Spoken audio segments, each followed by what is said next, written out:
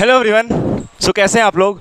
आज हम लोग लॉज ऑफ मोशन के ऊपर नया लेक्चर लेके आ गए। ये एपिसोड नंबर 1 है लॉज ऑफ मोशन के ऊपर, और ये पहला वीडियो है जिसमें हम लोग डिस्कशन करने वाले हैं बेसिक कि एक्चुअली लॉज ऑफ मोशन पढ़ना क्यों है। इससे पहले हम लोग वेक्टर्स या मोशन इन अ प्लेन को पूरा कंप्लीट कर चुके हैं।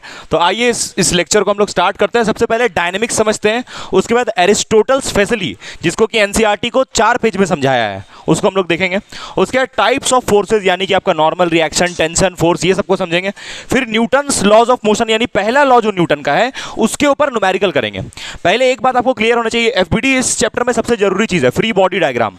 पहले आपको ये क्लियर होना चाहिए कि जो एनएलएम होता है यानी कि Newton's first law of motion, इसके ऊपर जो न्यूमेरिकल का सीक्वेंस है वो अलग है, सेकंड लॉ के ऊपर अलग है सीक्वेंस, और थर्ड लॉ के ऊपर अलग है। तीनों का अलग अलग अलग अलग सीक्वेंस है। लेकिन बहुत सारा न्यूमेरिकल ऐसा भी है जिसमें तीनों लॉ को मिला के हम लोग न्यूमेरिकल करते हैं। लेकिन इस वीडियो में जो भी हम लोग न्यूमेरिकल करेंगे वो एनएलएम 1 के ऊपर करेंगे, यानी Newton's first law of motion 1 के ऊपर।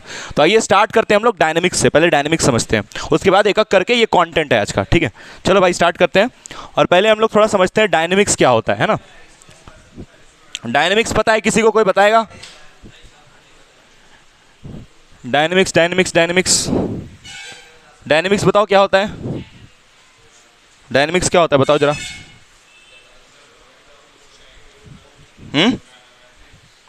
क्या? अच्छा देखो, हम लोग जो प्रीवियस वाला चैप्टर है यानी कि मोशन इन अ प्लेन, उसमें ये पढ़ रहे थे कि जैसे मान लो कि यहां पर कोई आदमी है बाबू, ठीक है। ये आदमी इस तरफ जा रहा है v वेलोसिटी से, इस तरफ आगे जा रहा है, ठीक है। और ये आदमी अपना स्पीड यहां रखता है 2 मीटर पर सेकंड, फिर यहां अपना स्पीड वो बढ़ा के कर लेता है मान लो 3 मीटर पर सेकंड। तो अपना वेलोसिटी को वो क्या कर लिया, चेंज कर लिया ना। यहां देखो तुम लोग क्या कर रहा है, वेलोसिटी को 2 से कितना कर लिया 3। भाई यहां फोकस फोकस, यहां देखो, उससे कि उससे बात करने आया तू, यहां देख ले भाई, 2 से कितना हो गया 3, तो 2 से 3 हो गया, तो इसका वेलोसिटी चेंज हो रहा है, 2 से 3 हो रहा है, तो मतलब इसमें एक्सेलरेशन आ रहा है, ठीक है। तो अगर तुम इसका एक्सेलरेशन निकालना चाहता है तो निकाल लेगा change in velocity by change in time करके। तो ये सब जो हुआ ना, जिसमें तुम एक्सेलरेशन निकाल रहा है, वेलोसिटी निकाल रहा है, या स्पीड भी निकाल सकता है ना, ये सब जब निकालता है ना तो उसको काइनामेटिक्स बोलते हैं, है ना। अभी पता चला कि नहीं, काइनामेटिक्स खत्म भी हो गया। जो पीछे जो 2 चैप्टर था यानी कि motion in a straight line और मोशन इन अ प्लेन, वो दोनों काइनामेटिक्स था, क्योंकि तुम इनके बारे पढ़ रहा था उसमें, मतलब कि तुम सिर्फ इसके बारे पढ़ रहा था कि उस ऑब्जेक्ट पे असर क्या पड़ रहा है, इफेक्ट पड़ रहा था। काइनामेटिक्स का एक्चुअली मतलब होता है, देखो काइन का मतलब तो ऐसे काइनामेटिक्स कैसे होता है, मतलब होता है कि तुम जो मोशन हो रहा है उसमें जो मैथमेटिक्स पढ़ रहा है उसके बारे में, उसका मतलब होता है काइनामेटिक्स। लेकिन एक्चुअली जो फिजिक्स का ब्रांच है ना, इसमें तुम सिर्फ इसके बारे पढ़ रहा है, इसके बारे कॉज नहीं, इफेक्ट के बारे, उल्टा लिख दे रहे थे। तुम इफेक्ट के बारे पढ़ रहा है। इफेक्ट मतलब जैसे ये ऑब्जेक्ट मूव कर रहा है, तो मूव क्यों कर रहा है, क्योंकि हो सकता है कोई इस पे से पीछे से धक्का दिया होगा, जरूरी है कि चल के ही मूव करेगा। कोई हो सकता है एक्सटर्नल फोर्स पीछे से लगा होगा जिसके कारण ये मूव कर रहा है, तो इसलिए बोल रहे हैं इफेक्ट। अब ये खुद चला या इसको कोई चलाया, उससे तो मतलब नहीं था ना तुमको, उससे तो मतलब नहीं था, तो उसी को तुम काइनामेटिक्स बोल रहा था। लेकिन अभी जो चैप्टर हम लोग पढ़ रहे हैं ना, लॉज ऑफ मोशन, ये डायनेमिक्स का पार्ट है। किसका पार्ट है? डायनेमिक्स। और डायनेमिक्स का मतलब होता है कि तुम जब कॉज के बारे पढ़ता है, कॉज के बारे मतलब इस ऑब्जेक्ट का एक्सेलरेशन कितना हुआ वो तो जानना ही है, हाँ एक्सेलरेशन कितना वो तो जानना ही है, वेलोसिटी भी जानना है, ये सब जानना है। लेकिन उस पे फोर्स कितना लग रहा है ये भी जानना है। तो स्टडी ऑफ फोर्स को हम लोग क्या बोलते हैं? डायनेमिक्स। मतलब उसका कारण क्या है चलने का, वो भी देखना है हमको। ये नहीं कि खाली जब चल रहा है तो कैलकुलेशन मारे जा रहे हैं कि अच्छा इतना डिस्प्लेसमेंट हुआ, इतना डिस्टेंस, खाली उससे मतलब नहीं। हमको ये भी देखना पड़ेगा कि उसको पीछे से धक्का कौन दे रहा है, या फिर वो चलना शुरू किया तो किस रीजन से शुरू किया, कितना फोर्स लगा इस पे। ये सब पीछे चैप्टर में नहीं देख रहे थे ना। पीछे चैप्टर में हम लोग सिर्फ एक्सेलरेशन, वेलोसिटी और भी बहुत सारा था, डिस्प्लेसमेंट, डिस्टेंस, ये सब के बारे में बात कर रहे थे। बट इस चैप्टर में हम लोग नया चीज किसके बारे में बात करेंगे? फोर्स।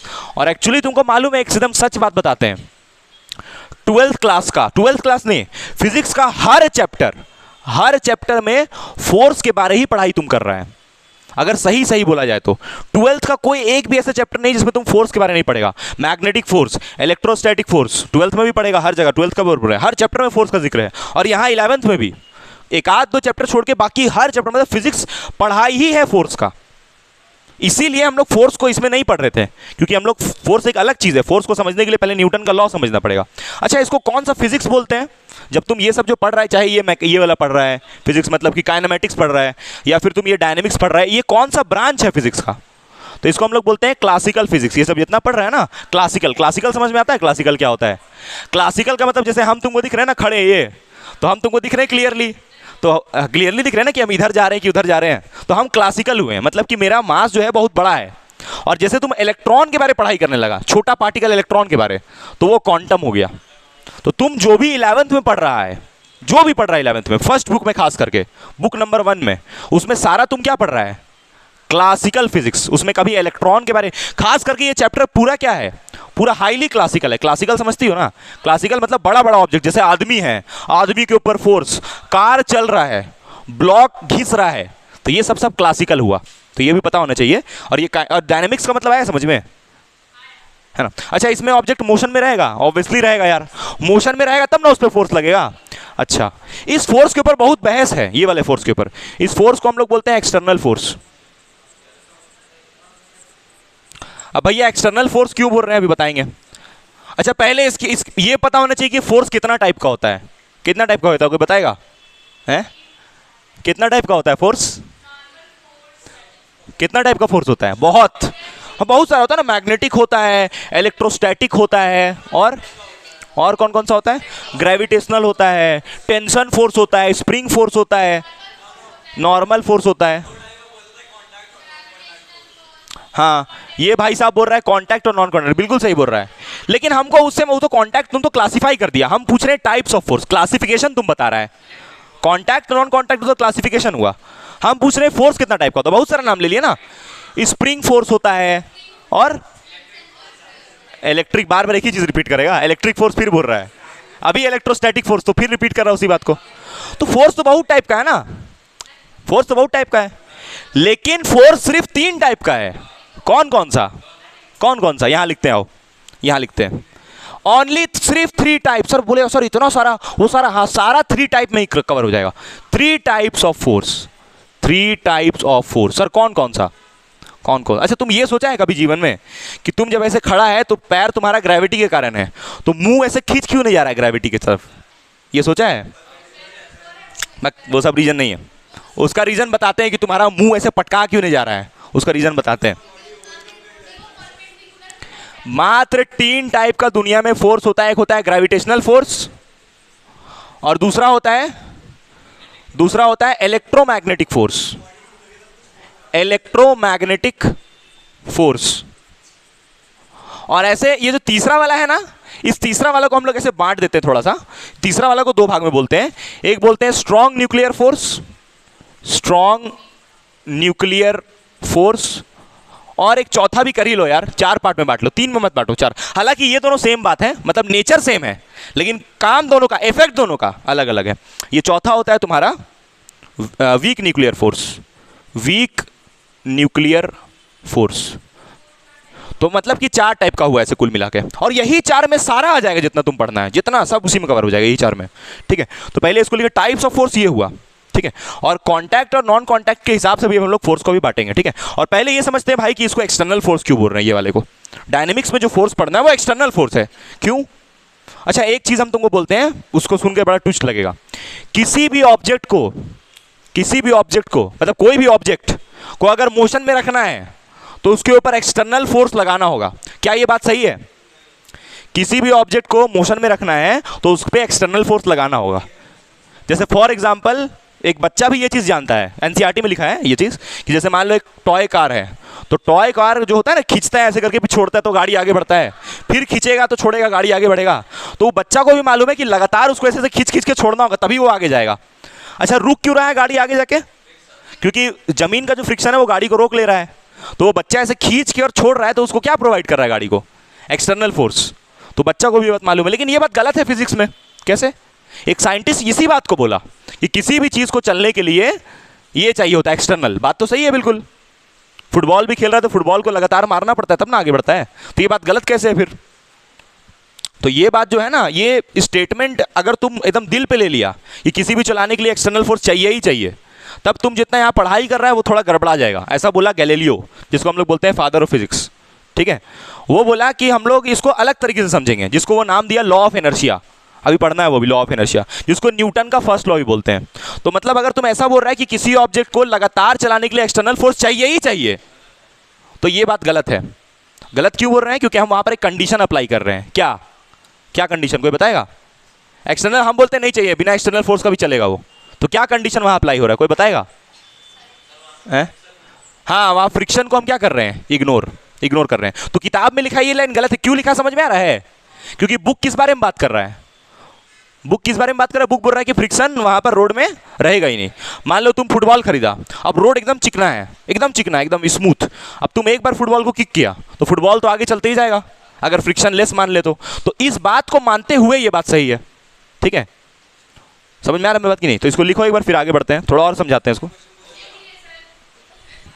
देखो बाबू, ये थोड़ा समझो, है ना, ये जो तुमको बात है थोड़ा ध्यान देना पड़ेगा। थोड़ा पंखा हम बंद कर देते तभी तुम्हारा ध्यान जाएगा यहाँ। हाँ, 2 मिनट सुनो इसको क्या बोल रहा है इसमें। देखो, पहले जो एरिस्टोटल था, एरिस्टोटल एक साइंटिस्ट था जिसके बारे में लिखा है एरिस्टोटल फेल्सी। फेल्सी का मतलब उसका टाइटल नहीं है वो फेल्सी वो गलती बताया था, गलती बात नहीं था उसका, बात तुमको सुनने में एकदम सही लगेगा कि एकदम सही बोल रहा है वो। उसका सिंपल कहना क्या है, देखो हम बता रहे हैं कि जैसे मान लो कोई लड़का है, ठीक है, और यहाँ पर एक बाबू लड़की है, ठीक है, और ये फुटबॉल खेल रहा है, इसका मुंह पे मार दिया, ये गिर गई, फिर बाबू अकेले ये फुटबॉल से खेलने लगा आगे सुनो, ये फुटबॉल से खेल रहा है बाबू, ठीक है, तो ये एक लात मारा, फुटबॉल यहाँ पहुँच गया, फिर ये दौड़ के जाएगा, एक लात और मारेगा, तब फुटबॉल आगे बढ़ेगा। तो जब अगर इस फुटबॉल को लगातार चलाते रहना है तो इस पर लगातार फोर्स लगाना पड़ेगा कि नहीं, बताओ? बिना लगाए तो नहीं बढ़ेगा आगे, क्योंकि इस जमीन में क्या होगा, फ्रिक्शन। तो इसको एक किक जब मारेगा तो आगे जाते जाते रुकेगा, फिर एक लात और मारना पड़ेगा, तब फिर आगे बढ़ेगा, फिर रुकेगा, फिर मारना पड़ेगा। तो वही चीज़ ये ऑब्जर्व किया, और भी बहुत सारा ऐसे ऑब्जर्वेशन लिया वो, तो उसी बेसिस पे ये बोल दिया, और एरिस्टोटल अपना आइडिया दिया कि किसी भी ऑब्जेक्ट को, every object require an external force to move was based on his observation of everyday objects. मतलब अगल बगल जितना वो देख रहा था उसके हिसाब से वो बोल दिया कि एक्सटर्नल फोर्स बिना लगाए नहीं चलेगा। लेकिन हम लोग जो पढ़ रहे हैं ना लॉज ऑफ मोशन, समझो, वहां पर हम लोग ऐसे सरफेसेस के बारे में बात करेंगे जो कि फ्रिक्शन लेस होगा। मैक्सिमम केस में ऐसे सरफेसेस के बारे में बात करेंगे जो कि क्या होगा, फ्रिक्शन लेस। समझो मेरा बात, हम ये बात सही है एरिस्टोटल का बात सही है, लेकिन अगर इसका बात जो है वो नॉर्मल डेज के ऊपर बेस्ड है, जो कोई भी बता सकता है, तो इसलिए बोला जा रहा है कि इसका बात जो है वो गलत आ जाएगा अगर तुम इसका बात मान लेती हो। तो अगर लॉज ऑफ मोशन जब तुम पढ़ाई करोगी तो उस समय पढ़ते वक्त तुमको लगेगा कि तुम गलत पढ़ रही हो, ठीक है, समझ में आ रहा है मेरा बात? तो फ्रिक्शन लेस मान के करेंगे। फ्रिक्शन लेस मतलब हम लोग ये मानेंगे कि जैसे मान लो ये सरफेस है ना, इसको ये एक लात मारा बॉल को, तो ये बॉल को इधर इस तरफ कोई फोर्स बाहर से नहीं लगेगा, तो एक लात मारा, ये बॉल चलते ही जाएगा, क्योंकि सरफेस को हम क्या मान रहे हैं, फ्रिक्शन लेस। अब जैसे मान लो कि ये बॉल आगे बढ़ते जा रहा है, कोई आदमी मान लो उधर से आया और आके इस बॉल को रोक दिया, तब ये रुकेगा। या मान लो कि ये बॉल चल रहा था, कोई आके इसको और कस के एक लात मार दिया तो और आगे बढ़ेगा। हम लोग का इस टाइप का फिजिक्स हम लोग को पढ़ना है इसमें, लॉज ऑफ मोशन में। कब तक? जब तक क्या मानेंगे सरफेस को, फ्रिक्शन लेस। जितना भी लॉस पढ़ना है न्यूटन का वो फ्रिक्शन लेस अभी मान के करना है, ठीक है। अच्छा, आगे देखो क्या लिखा है। This concept didn't account for inertia. Inertia मालूम है क्या होता है? बहुत लोग को इनर्शिया मालूम ही नहीं होता अभी तक। इनर्शिया कोई बताएगा हमको एक लाइन में क्या होता है? इनर्शिया का मतलब सिंपल बताते हैं। जैसे मान लो कोई मोटा आदमी बैठा है, ठीक है, मोटा आदमी बैठा है, तो मोटा आदमी और एक बहुत पतला आदमी एकदम खूबसूरत सा, मान लो कोई खूबसूरत सी बहुत पतली सी लड़की एक बैठी हुई है, तुमको एक मोटा आदमी को खींच के ऐसे उठाना है, और वो जो खूबसूरत लड़की बाबू उसको खींच के उठाना है। किसको तुम खींच के आराम से, किसको खींच के उठा पाएगा बताओ? हैं? जो पतली मरी हुई टाइप की जो लड़की बाबू उसको खींच के आराम से उठा लेगा, है कि नहीं? लेकिन जो मोटा भैंस आदमी रहेगा वो तो उठेगा ही नहीं। क्यों नहीं उठ पाएगा? बहुत मुश्किल होगा, बहुत कष्ट होगा उठाने में, क्योंकि उस मोटा आदमी का जो इनर्शिया है वो ज़्यादा है। तो मतलब इनर्शिया कुल मिला के किससे रिलेटेड होता है? मास से रिलेटेड होता है। जिस आदमी का मास ज़्यादा होगा उसका इनर्शिया भी ज़्यादा होगा। फॉर एग्जाम्पल दूसरा सोचो यार, मतलब कि मोटा आदमी को उठाने में कष्ट होगा, बहुत कष्ट होगा, क्योंकि उसका मास बहुत ज़्यादा है मोटा आदमी का। अगर वैसे ही तुम सोचो वो मोटा आदमी दौड़ जाए बाबू, मोटा आदमी मान लो दौड़ जाए और एक पतला आदमी दौड़े, तो किसको रोकने में आसानी होगा? पतला आदमी को बाबू। मोटा आदमी तो तुम्हारे ऊपर चढ़ जाएगा। तो मोटा आदमी को उठाना भी, खड़ा करना भी मुश्किल है, और अगर वो दौड़ रहा है तो रोकना भी मुश्किल है। मोटा आदमी अगर दौड़ रहा है तो उसको रोकना भी मुश्किल है, है ना, दौड़ रहा है, दौड़ के आ रहा है तुम्हारे पास, तो रोकना भी मुश्किल है उसको, और उसको ऐसे खींच के उठाना भी मुश्किल है, क्योंकि मोटा आदमी का इनर्शिया क्या है, मतलब इनर्शिया जो है टर्म वो किससे रिलेटेड है, मास से। लेकिन इनर्शिया जो होता है ना, इसका कोई फॉर्मूला नहीं होता है, इसको बस हम लोग फील कर सकते हैं, समझ सकते हैं कि कोई मोटा भैंस ऑब्जेक्ट होगा, कोई भारी भरकम ऑब्जेक्ट, तो उसका इनर्शिया ज्यादा होगा, क्योंकि उसको चलाने में ज्यादा कष्ट होगा और रोकने में भी उतना ही कष्ट होगा। समझ रहा है मेरी बात कि नहीं समझ रहा है? जैसे एक पागल सांड है मान लो, उस दौड़ के आ रहा है, तो तुमको उसको रोकने में कष्ट होगा कि नहीं बताओ? खतरनाक कर देगा वो तो तुम्हारे साथ। वही अगर वो रुका हुआ है सांड, उसको ढकेलने में भी उतना ही कष्ट होगा, मतलब क्योंकि उसका एनर्शिया ज्यादा है। तो वही बोल रहे हैं कि एनर्शिया को समझा नहीं पा रहा था। तो अब देखो जो गैलीलियो था वो देखो क्या बताया, inertia states that an object will remain at rest, रुका ही रहेगा, रुका ही रहेगा। कब तक रुका रहेगा? जब तक आके एक्सटर्नली इसको कोई धक्का ना मारे। और इन यूनिफॉर्म मोशन, मतलब कोई ऑब्जेक्ट चल रहा है तो चलते ही रहेगा, चलते ही रहेगा, जब तक आके कोई इसको, unless acted upon by external force, जब तक उस पर कोई एक्सटर्नल फोर्स ना लगाए। तो ये इस बात को समझाना चाह रहा है ना कि एक्सटर्नल फोर्स ऐसा नहीं कि ऑब्जेक्ट के अंदर का प्रॉपर्टी है, इनहेरिटेड प्रॉपर्टी नहीं है, वो हम लोग अप्लाई करते हैं। किस लिए अप्लाई करते हैं? उसका मोशन को चेंज करने के लिए। और ये एरिस्टोटल ऐसा बोलना चाहता है कि कोई ऑब्जेक्ट अगर मोशन में है तो उसका प्रॉपर्टी है कि उसको जब तक हम नहीं मारेंगे तब तक वो नहीं चलेगा। भाई साहब अगर फ्रिक्शनलेस सरफेस हो गया तब तो चलते ही रहेगा ना, समझ आ रहा है? तो इसको कंडीशन अप्लाई करना चाहिए था ना, इसको किसको, एरिस्टोटल को। इसको बोलना चाहिए था कि हम ये मान के चल रहे हैं कि जो सरफेस है उसमें फ्रिक्शन है, लेकिन इस बारे में नहीं बोला वो। ये सब तो हम लोग अपने से ऐड किए ना, कि जो एरिस्टोटल है वो एवरीडे ऑब्जेक्ट के बारे में बता रहा है, ये हम लोग ऐड किए हैं, और एरिस्टोटल नहीं बताया कि हम एवरीडे, वो बोला बस ऐसा होता है। लेकिन अगर फ्रिक्शनलेस रहा तो कहां होगा फिर?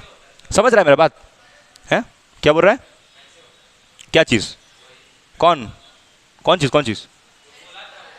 क्या चीज? अरे ये बोला कि ये बताया नहीं उस बारे में कि जो सरफेस हम मान रहे हैं वो फ्रिक्शन वाला है। ये बस बोला कि ऑब्जेक्ट को लगातार ढकेलना पड़ेगा तब भी वो आगे बढ़ते जाएगा। ये नहीं बताया कि हम जो सरफेस मान रहे हैं कि उसमें फ्रिक्शन है। वो बताता उसके बाद बोलता तब ना सही होता है इसका बात। देखो वही बात यहाँ लिखा है, this means that objects don't inherently require a continuous external force. External force हम लोग लगाते हैं ऑब्जेक्ट को, ऑब्जेक्ट पे, या तो उसको मोशन में लाने के लिए या तो रेस्ट में लाने के लिए। तो ये ज्यादा सही डेफिनेशन हुआ। तो इसलिए गैलीलियो का बात को सही माना गया। ये गैलीलियो का दिया हुआ है, लॉ ऑफ इनर्शिया गैलीलियो का दिया हुआ है, और उसी लॉ को न्यूटन थोड़ा और प्यूरिफाई करके बता देता है, जिसको हम लोग क्या बोलते हैं, न्यूटन फर्स्ट लॉ। तो ये जो लिखा हुआ है ना, this is nothing but what, this is nothing but what, NLM1, मतलब Newton first law of motion. Newton first law भी यही है, ठीक है? तो उसको लिख लो यहाँ पर कि NLM फर्स्ट है। अब हम थोड़ा और एक्सप्लेन करते हैं तुमको टाइप्स ऑफ फोर्सेस के बारे में, फिर आगे चलते हैं, ठीक है? जल्दी से लिखो इसको। चलो सुनो बाबू तुम लोग ध्यान से। अब हम थोड़ा टाइप्स ऑफ फोर्सेस के बारे में बता रहे हैं, ठीक है? यहां पर ना ऑर्डर बता रहे हैं। ग्रेविटेशनल फोर्स जो होता है ना, ग्रेविटेशनल फोर्स, इसके बारे में बहुत सुने हम लोग, क्योंकि इसका रेंज बहुत बड़ा है, बहुत हर जगह, पूरा यूनिवर्स में हर जगह लगते रहता है। इसीलिए इसको हम लोग ऐसा सोचते हैं ग्रेविटेशनल फोर्स सबसे ज्यादा है, लेकिन ऐसा नहीं है। ग्रेविटेशनल फोर्स सबसे कमजोर है। दुनिया का सबसे कमजोर फोर्स ग्रेविटेशनल फोर्स, सबसे कमजोर। अच्छा, इससे मजबूत और कौन होता है? Weak nuclear force. Weak nuclear, oh sorry, weak nuclear नहीं होगा, यहां पहले ये होगा इलेक्ट्रोमैग्नेटिक फोर्स। Electromagnetic force. उसके बाद आएगा कौन सा? Week nuclear force. और सबसे मजबूत कौन सा होगा? Strong nuclear force. अब सबसे बात, ये सब लगता कहां है भाई? देखो हम ये सब तुमको इसलिए बता रहे हैं ना, ताकि तुमको मालूम है कि तुम इसमें पढ़ क्या रहा है। क्या तुम इस चैप्टर में इसके बारे में पढ़ेगा? नहीं, नो। इसके बारे में पढ़ेगा? नहीं, इसके बारे में नहीं पढ़ेगा। तुम इसमें ग्रेविटेशनल फोर्स के बारे में पढ़ेगा, क्योंकि ये सब जो फोर्सेस है ये क्वांटम पार्टिकल के लिए डिफाइंड है। क्वांटम मतलब जैसे ये इलेक्ट्रॉन के अंदर होगा, और ये न्यूक्लियर न्यूक्लियस के अंदर, और ये भी किसके अंदर होगा? न्यूक्लियस के अंदर।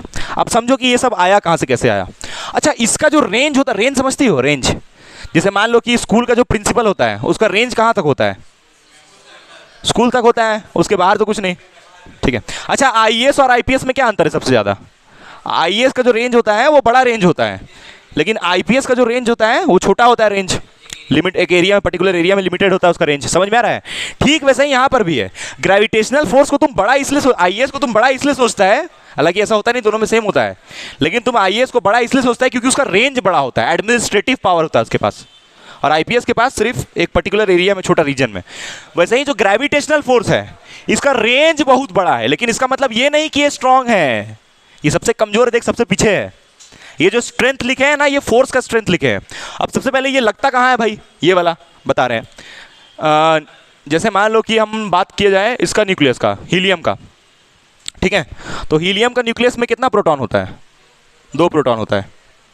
तुम ये सोच रहा है कि ये जो न्यूक्लियस कितना बड़ा होता है, चलो यहाँ बना के दिखाते हैं, ठीक है। जैसे मान लो ये 4 शेल बनाया, ये मान लो 4 शेल, ये 4 शेल, इसमें क्या घूमता है? इलेक्ट्रॉन्स होता है ना।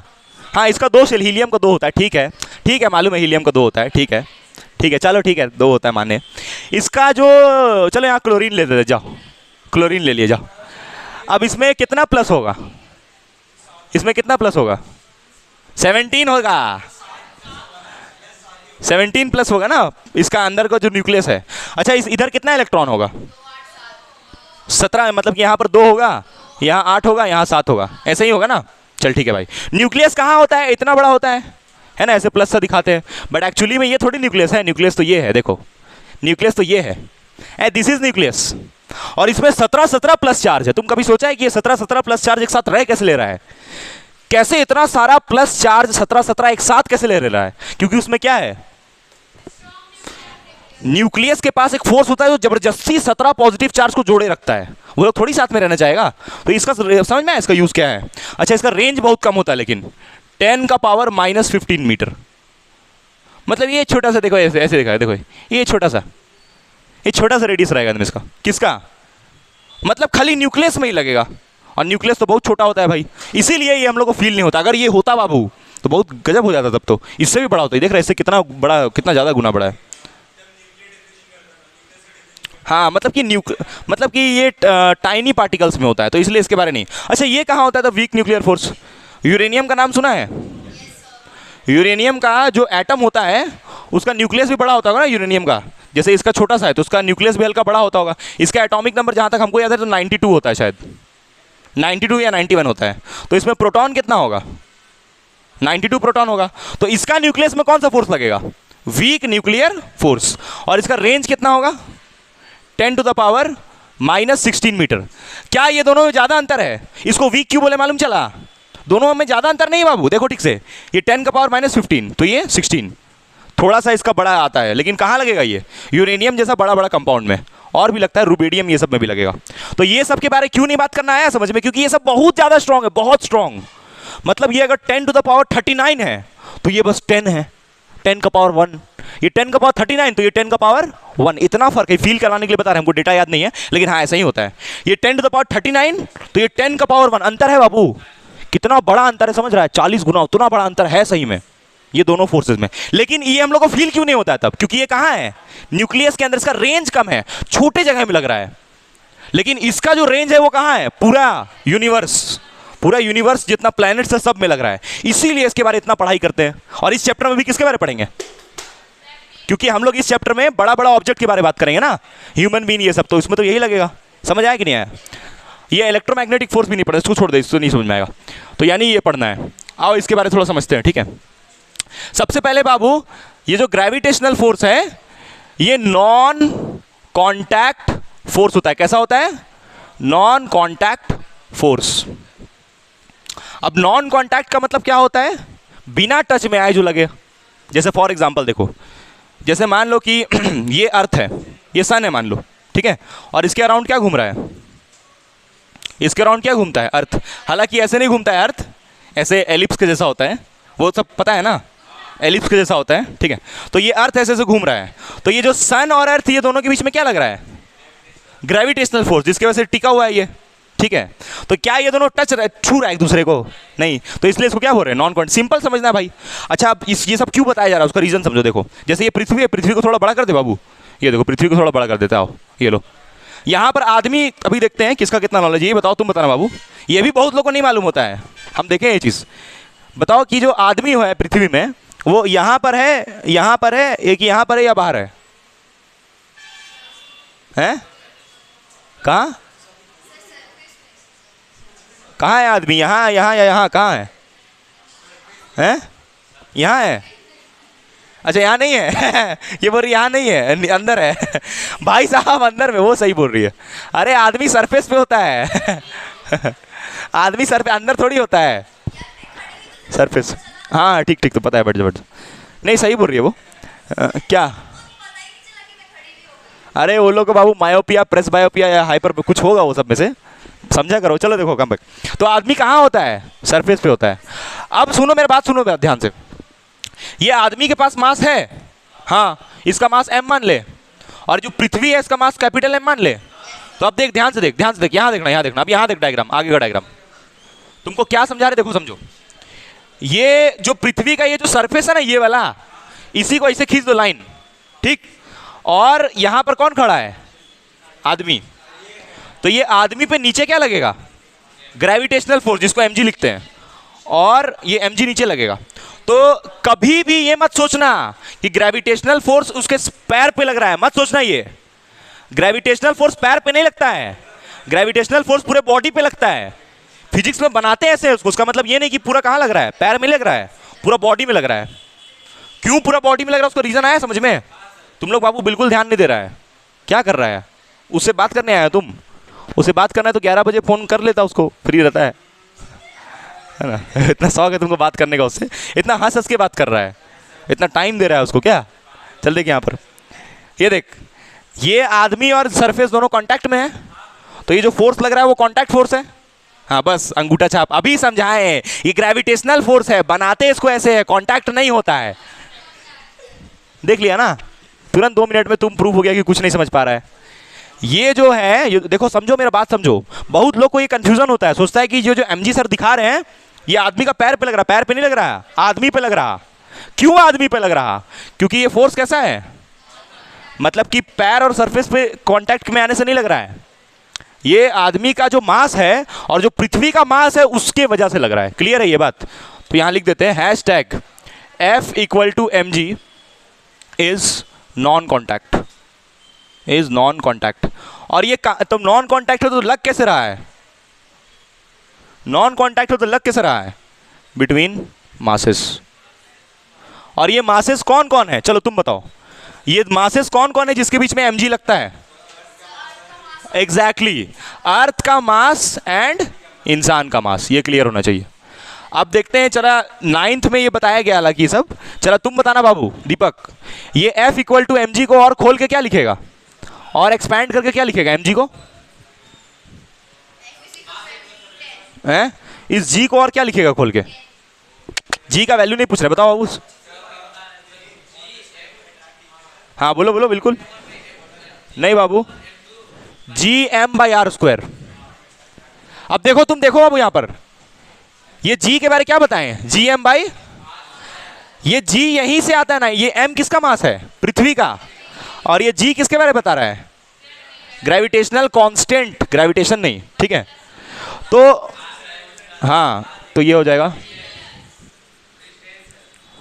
तो तुमको ये समझ आया कि यहां पर mm क्यों होता है? क्योंकि इस बात को बताने के लिए कि ये जो ग्रेविटेशनल फोर्स है ये दो मास के बीच में है, ना कि पैर और सरफेस के बीच में। गलत, ठीक है, समझ में आ गया ये? चलो तो लिखो, ये जरूर बनाओ, ये वाला ग्रेविटेशनल के बारे में नॉन कॉन्टैक्ट लिखो, और ये डायग्राम बना लो जरूर से, ठीक है। बाकी ये तुम लिखना चाहो तो लिख सकता है, ये वाला, ये 9th में ही हालांकि ये चीज बताया गया था, ठीक है। चलो आगे चलते हैं अब। चलो देखो देखो, यहाँ देखो, यहाँ देखो, यहाँ देखो, ए मिस्टर, तू लोग पढ़ने आया यार, क्या कर रहा?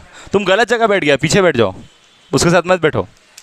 चलो देखो यहाँ पर, अभी जो हम पढ़ा रहे हैं तुमको, वो क्लासिफिकेशन ऑफ फोर्स पढ़ा रहे हैं, क्लासिफिकेशन ऑफ फोर्सेस। अब यहाँ से चैप्टर स्टार्ट हो गया, ठीक है, यहाँ chapter begins, classification of force. अब वो एरिस्टोटल ये सब एनसीईआरटी में था, जरूरी भी था बताना। अब यहाँ से चैप्टर शुरू हुआ। क्लासिफिकेशन और टाइप दोनों अलग अलग चीज़ है। क्लासिफाई करने का मतलब कि टाइप्स पढ़ना, उसका नहीं, अलग बात है दोनों। देखो अभी यहाँ पर क्लासिफिकेशन में दो ही टाइप का है, एक होता है कॉन्टैक्ट फोर्स और एक होता है नॉन कॉन्टैक्ट।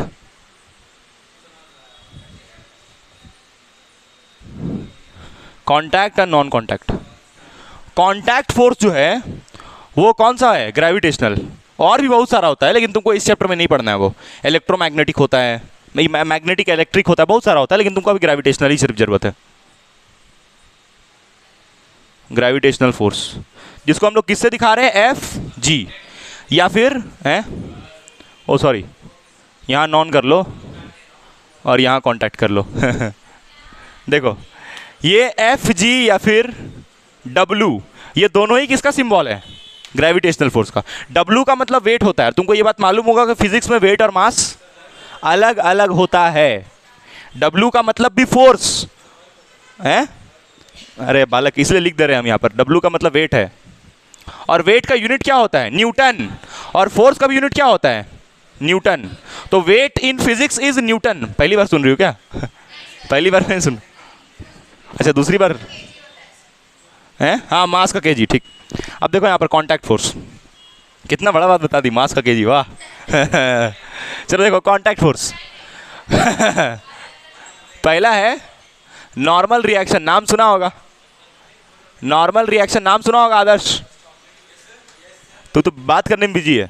नॉर्मल रिएक्शन का एक और सिंबल क्या होता है, आर, करेक्ट। नॉर्मल रिएक्शन का एक और सिंबल होता है आर। आर का मतलब रिजल्टेंट नहीं, नॉर्मल रिएक्शन ही होता है, दोनों एक ही बात, ठीक है। अच्छा और सुनो, और दूसरा होता है एक टेंशन फोर्स, इसको किससे डिनोट करते हैं, टी। टी का मतलब आपसे टकला नहीं, टेंशन। तीसरा टकली भी हो सकता है। तीसरा और क्या होता है कांटेक्ट फोर्स में जो हम लोग लगाते हैं, एफबीडी में पढ़ा है ना तुम लोग, एफबीडी बताओ, स्प्रिंग फोर्स। लेकिन स्प्रिंग फोर्स अभी हम नहीं बताएंगे क्योंकि स्प्रिंग फोर्स का जरूरत नहीं है अभी। और सूडो थोड़ी यार, सूडो यहाँ थोड़ी कहाँ से और बताओ स्प्रिंग फोर्स को एफएस से, ठीक है। टेंशन को कैपिटल टी से, और कोई,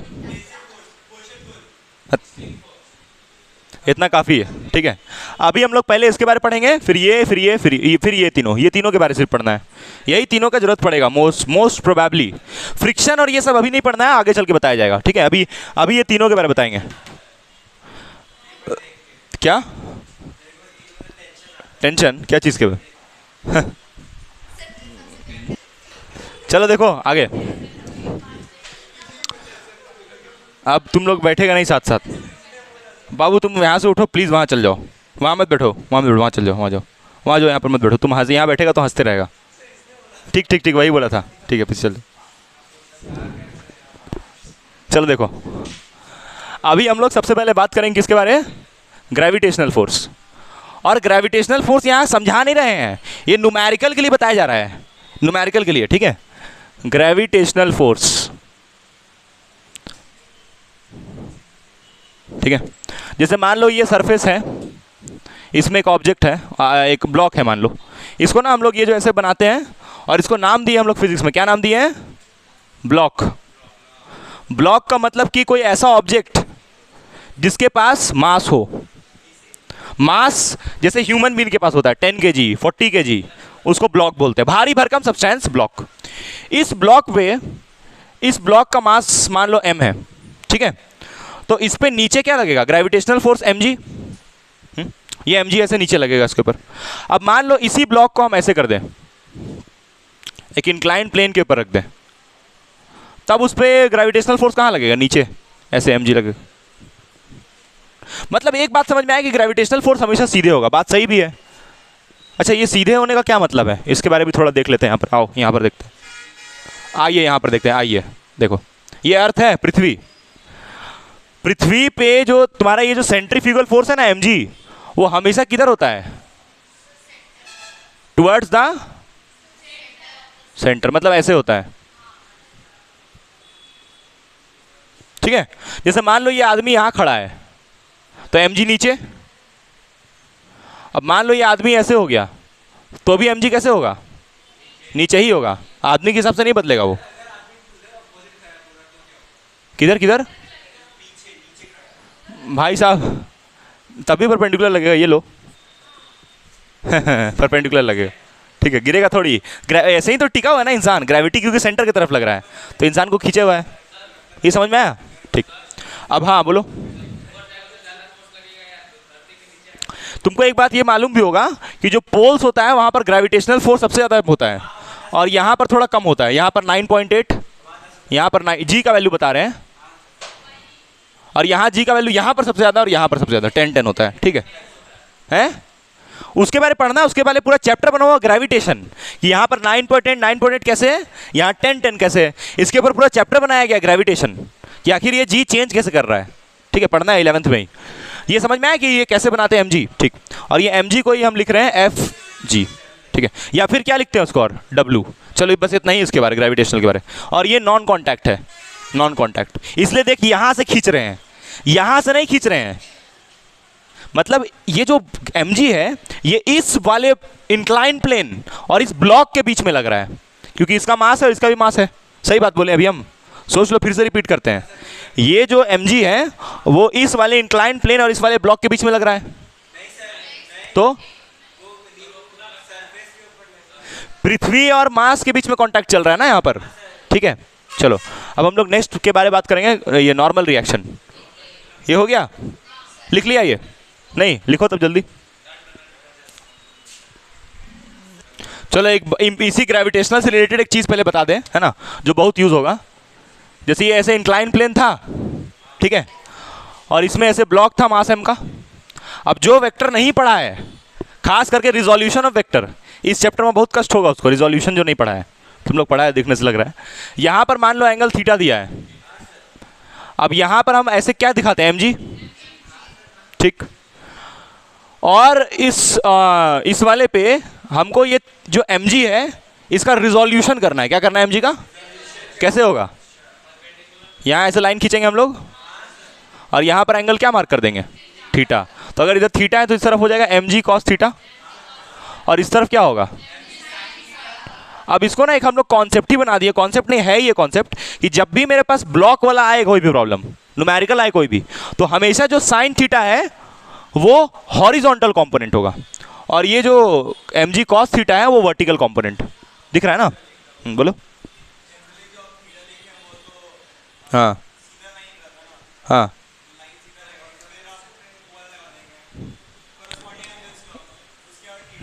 ये थीटा क्यों आया वो पूछ रहा है। ये थीटा कैसे आया ये बहुत बड़ा सवाल है। देखो समझो पहले इसको, ये थीटा यहां पहुंचा कैसे, कौन बताएगा? अच्छा ये थीटा, तो वो थीटा ऐसे हो गया। वाह वाह भाई साहब।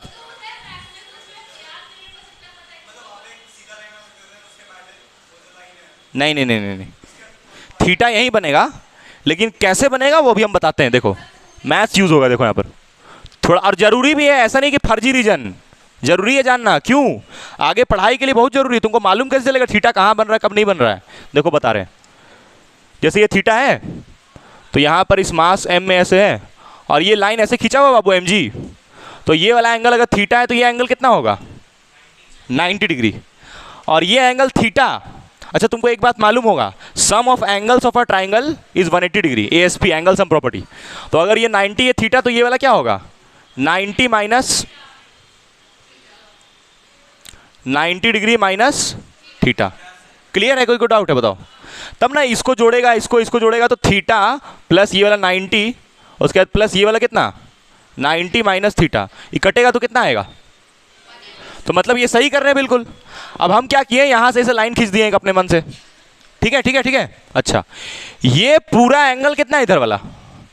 90 है, तो इधर भी पूरा ये कितना होगा? अरे देखो बालक, ये अगर 90 तो इधर भी कितना होगा? तो अगर ये 90 माइनस थीटा तो इसको कितना होना पड़ेगा?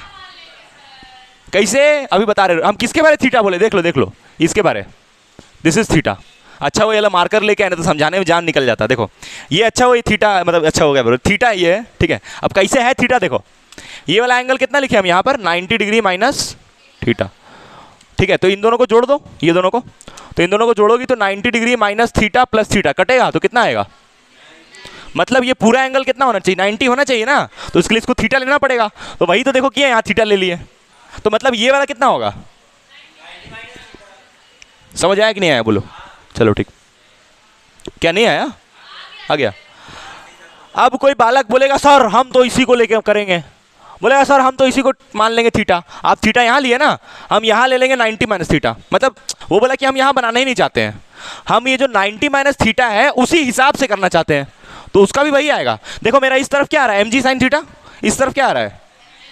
तुम अगर ये वाला एंगल यानी कि 90 माइनस थीटा लेके करोगी तभी आंसर सेम आएगा। कैसे, देखो देखो देखो देखो देखो देखो, यहाँ पर ऐसे मास m था। बहुत जरूरी है सब समझना, ये एलिमेंट्री है लेकिन बहुत जरूरी है, क्योंकि जब खतरनाक खतरनाक एफबीडी आएगा उस वक्त ये सब एलिमेंट्री कॉन्सेप्ट क्लियर नहीं रहेगा तो समझ ही नहीं आएगा कि हो क्या रहा है।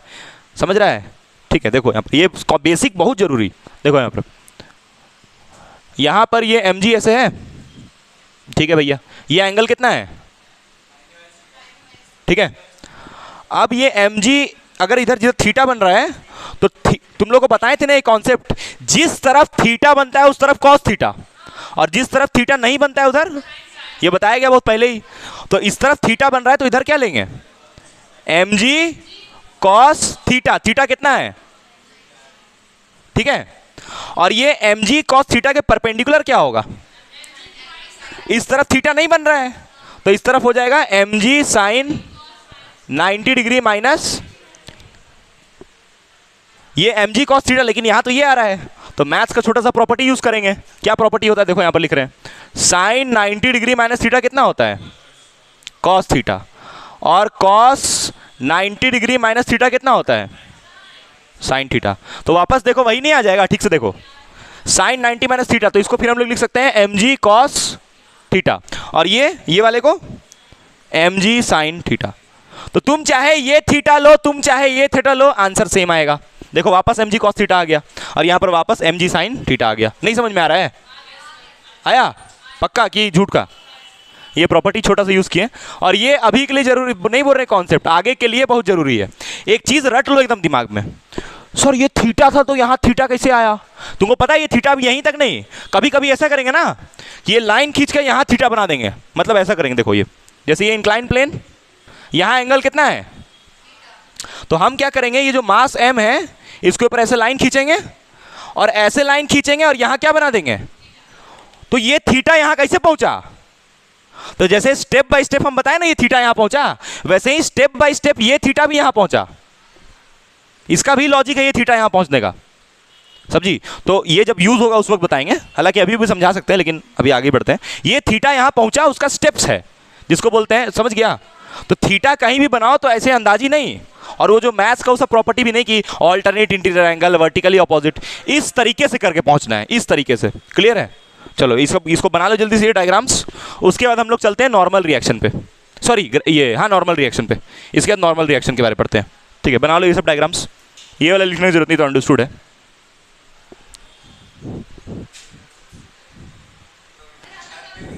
तीसरा तीसरा तीसरा तीसरा नहीं कीजिएगा, होगा दूसरा होगा ना,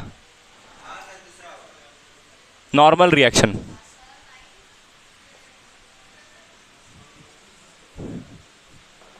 नॉर्मल रिएक्शन, नॉर्मल रिएक्शन जो होता है, जैसे ये ब्लॉक है, इसका मास m, ठीक है। हालांकि इसके बारे में बुक में लॉजिक ये दिया जाता है कि जैसे मास m है, इसमें नीचे में क्या लगता है, ग्रेविटेशनल फोर्स mg, तो इसको बैलेंस करने के लिए यहाँ पर क्या होता है, एक नॉर्मल, और ये नॉर्मल इस mg को क्या कर देता है, और ये ब्लॉक खड़े रह जाता है।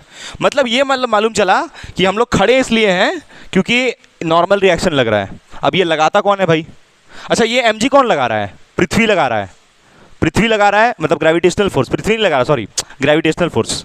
ये जो नॉर्मल रिएक्शन है ये अर्थ लगा रहा है। चलो देख तो समझते हैं, देखो यहाँ पर।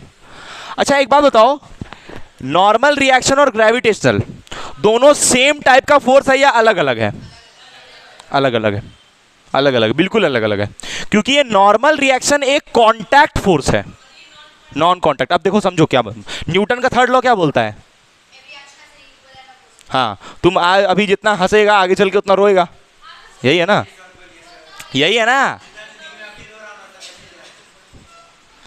भाई, उसका कटेगा तो तेरा भी कटेगा, वही सब, वही मतलब है ना थर्ड लॉ यार, थर्ड लॉ वही है ना यार। चल देख अब यहाँ पर ध्यान से देख, यहाँ पर देख, ये सरफेस को हम सरफेस को हम मान लेते हैं s, और ये ब्लॉक का मास m, यहाँ पर एक नॉर्मल रिएक्शन ऐसे लग रहा है।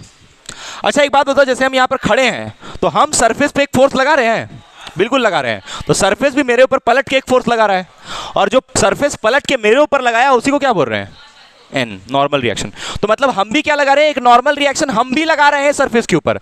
और सबसे खास बात यह है इस फोर्स का, नॉर्मल रिएक्शन का, कि ये हमेशा कैसा होता है, परपेंडिकुलर टू सरफेस, हमेशा, मतलब एकदम सीधा सरफेस पे। ठीक है, अभी थोड़ा और समझते हैं, अभी क्या बताना चाह रहे हैं उस पर ध्यान दो। ये सब तो कोई भी समझ जाए कि हाँ नॉर्मल ऐसे, वो नहीं बता रहे, ध्यान सुनो, न्यूमेरिकल के लिए बता रही है, सुनो ध्यान से।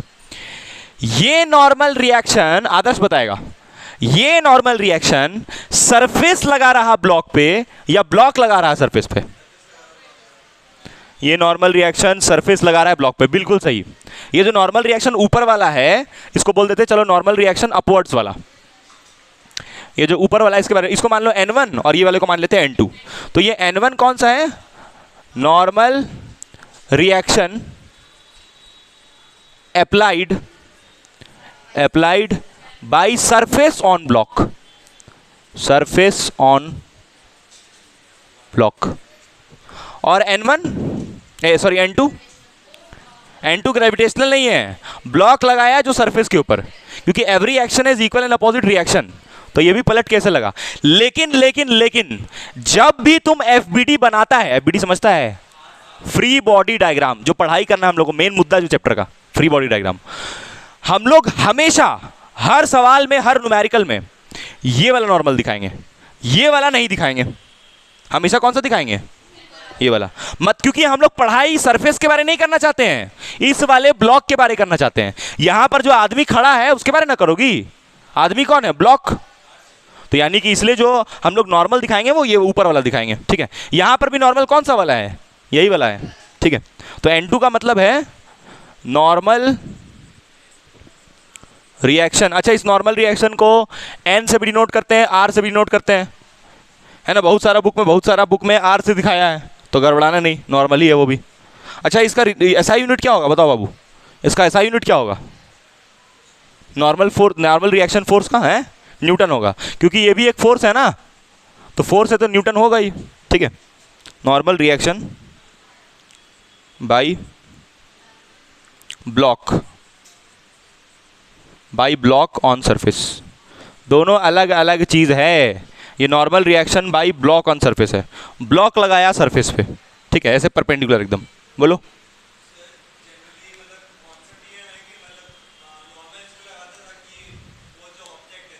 हाँ हाँ हाँ,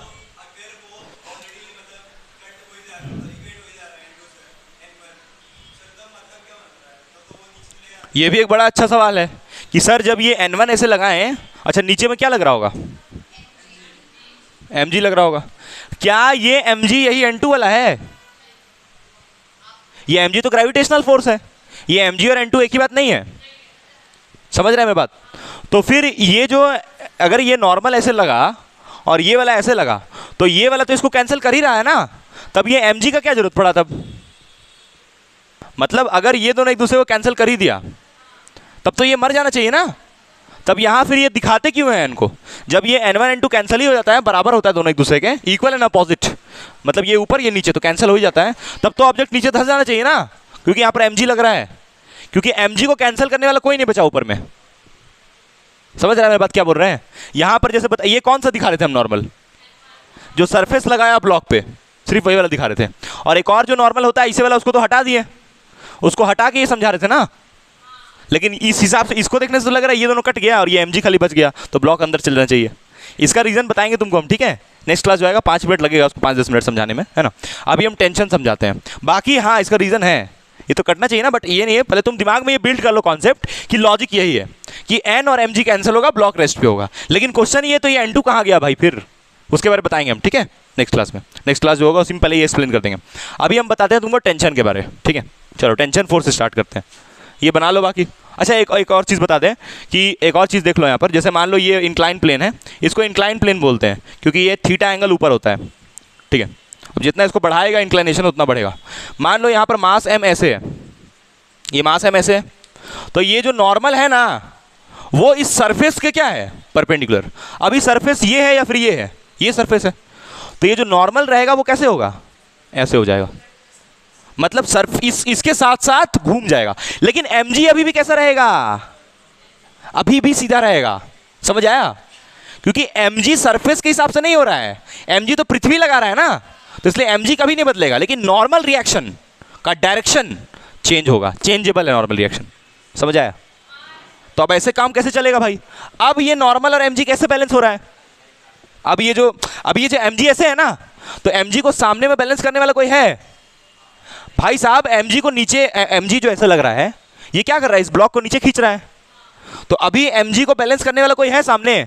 नहीं है, नहीं है। तो कैसे बैलेंस होगा? यही तो पढ़ना है इस चैप्टर में। ये तो भाई नीचे चल जाना चाहिए ना। वही बोल रहे हैं ना, ये mg जो नहीं नहीं, हम वो नीचे गिरने का मतलब तो ऐसे हो जाएगा ना, उसके बारे में नहीं बोल रहे हम बोल रहे हैं ये ग्रेविटी जो नीचे खींच लेगा जमीन के अंदर, वो तो नहीं हो पा रहा है ना। उसका कारण है, उसका कारण है, देखो यहाँ छोटा सा बता दे रहे हैं, देखो छोटा सा बता देते हैं। अभी तुम लोग को समझाए थे यहाँ थीटा, तो यहाँ पर भी थीटा होगा, उसका कारण है, बता देंगे थीटा कैसे आता है वो समझा देंगे। अब ये थीटा है तो ये क्या हो जाएगा, एन कॉस थीटा, और ये क्या हो जाएगा, एन साइन थीटा। तो ये mg और एन कॉस थीटा कैंसिल हो जाएगा, और ये जो एन साइन थीटा है वो ब्लॉक को आगे ले जाएगा। समझ आया? तो जब ब्लॉक जमीन में नहीं धंसेगा। क्लियर है? मतलब भाई साहब जैसे ये एन मुड़ेगा ना, तो एन का 2 टुकड़ा हो जाएगा, और वो जो टुकड़ा है वो इस mg को बैलेंस कर लेगा, और ब्लॉक इधर चल जाएगा। क्लियर है? समझ में आ रहा है भाई तेरे को कि नहीं समझ में आ रहा है? आ रहा है ना, ये चैप्टर तो आ रहा है समझ में ना। चलो ठीक है, इसमें तो ये रहा, ये एन ऐसे सीधा, mg सीधा, तो कैंसिल हो गया और रुक गया। ये अलग है, ये अलग चीज़ है, तो नेक्स्ट क्लास बताएंगे ना, लिख दे रहे हैं यहाँ पर। ये तो नेक्स्ट क्लास समझाएंगे कि n2 क्यों नहीं लेते हैं। ठीक है, ये तो नेक्स्ट क्लास, नहीं वो थोड़ी बता रहे थे बैक, वो तो ये अलग है भाई साहब, ले इसको अलग कर दे रहे, ले ये अलग समझाएं, दूसरा चीज़ नेक्स्ट क्लास में ही समझाएंगे। ठीक है, चलो अब हम लोग आगे लास्ट फोर्स बात करते हैं, टेंशन फोर्स। ठीक है, चलो तेरे को आ रहा है समझ में कि नहीं आ रहा है? देखो यहाँ पर बाबू, ये पढ़ने के बाद हम लोग फाइनली एफबीडी नेक्स्ट क्लास से शुरू कर सकते हैं। मतलब नेक्स्ट क्लास न्यूमेरिकल बनाएंगे हम लोग, फिर अगले नेक्स्ट क्लास। अरे यार एफबीडी मतलब वही फ्री बॉडी डायग्राम। ठीक है, हाँ आसान है, लेकिन पहले फोर्सेस रिप्रेजेंट करने आना चाहिए, सबको आना चाहिए ना। ठीक है, ये आदर्श बहुत सेल्फिश आदमी है, इसको एफबीडी थोड़ा बहुत आता है तो बोलता है सर आगे चलिए देखो हंस रहा, देखो कैसे हंस रहा चलो देखो यहाँ पर कम बैक। अभी हम पढ़ा रहे टेंशन फोर्स, तीसरा और बहुत इंपॉर्टेंट। स्प्रिंग भी होता है, लेकिन स्प्रिंग फोर्स चैप्टर 6 में यूज है, तो उसमें पढ़ा दिया जाएगा। इस चैप्टर में स्प्रिंग फोर्स का कोई इस्तेमाल नहीं है। हाँ, जहाँ पर जरूरत पड़ा वहाँ पर बता, लेकिन हमको जहाँ तक लग रहा है तो नहीं यूज होता है। देखो टेंशन फोर्स कॉन्टैक्ट है कि नॉन कॉन्टैक्ट? Contact force. तुमको बता दिए ग्रेविटेशनल फोर्स, मैग्नेटिक फोर्स। एक मैग्नेट भी जब किसी के अगल बगल फोर्स लगाता है तो नॉन कॉन्टैक्ट लगाता है ना, पकड़ता थोड़ी है जाकर के, बस खींच लेता है अपने तरफ। बस नहीं, ग्रेविटेशन भी है, लेकिन ये क्या करता है, ये खींच के रखता है। अच्छा ये टेंशन है, फोर्स लगता कहाँ है एक्चुअली बताते हैं। ए बाबू ए तुम्हारा ना ऐसे मुंह ऐसे कर देंगे, फिर ऐसे ही देखते रहेगा उधर ही। इंटरव्यू भी कहीं जाएगा ना, तो इंटरव्यू में भी ऐसे ही जाएगा सामने सवाल पूछेगा तो उधर देखेगा, ऐसे बॉडी इसका ऐसे रहेगा और ऐसे करेगा।